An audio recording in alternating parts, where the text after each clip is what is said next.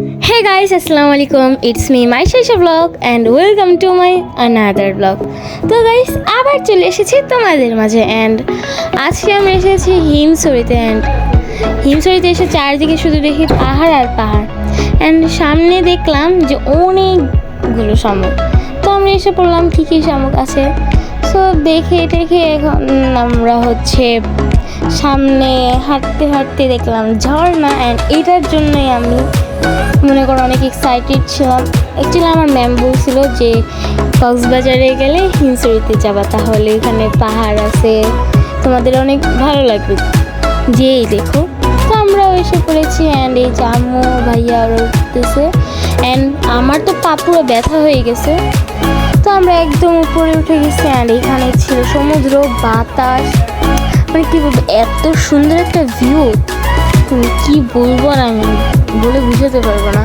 তো এই যে আমি আম্মু আইসা আব্বু আমরা সবাই নিচে নেমে গেলাম, কারণ আমরা উপরে অনেকক্ষণ ছিলাম। দেন সবাই একটু ছবি তুলে এখন আমরা ফল খাবো একটা। আর বলো তো এই ফলটার নাম কি?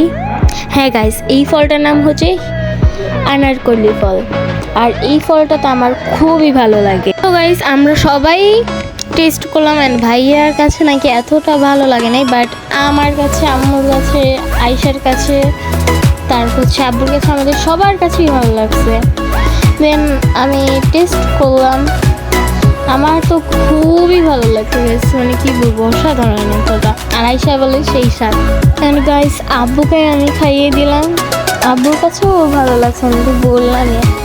তারপর আমাদের সবার কাছেই ভালো লাগছে, কিন্তু ভাইয়ার কাছে যে কেন ভালো লাগে না আমরা কেউই জানি না।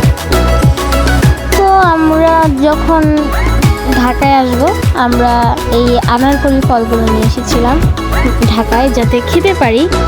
অ্যান্ড এখন আমরা কোথায় যাচ্ছি তোমরা অবশ্যই কমেন্টে বলবা। আর গাইস আমি ব্লগ প্রত্যেক দিন দেওয়ার চেষ্টা করবো। আর আজকের ব্লগটি ছিল এই পর্যন্তই। আল্লাহ হাফেজ।